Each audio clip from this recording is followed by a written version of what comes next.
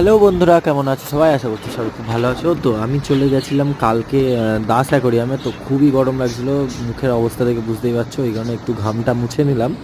তো আমি দেখাচ্ছি কি মাছ নিতে গেছিলাম। আমি গেছিলাম হচ্ছে গাপ্পি মাছ নিতে। এই গাপ্পি মাছগুলো একটু ইউনিক মনে হলো, কারণ এগুলো আই থিঙ্ক কোবরা গাপ্পি। এগুলোর টেলটা হচ্ছে স্কাই কালারের।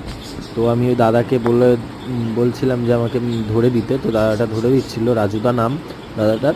আর দেখো কত সুন্দর সুন্দর মাছ আছে, উইডো আছে। আর আমার একটা সব থেকে পছন্দের মাছ আছে এখানে, একটা হচ্ছে অ্যালিগেটার গার্ড। তো আমার নেওয়ার খুবই ইচ্ছা আছে এই মাছটা, দেখা যাক ভবিষ্যতে নিতে পারি কিনা।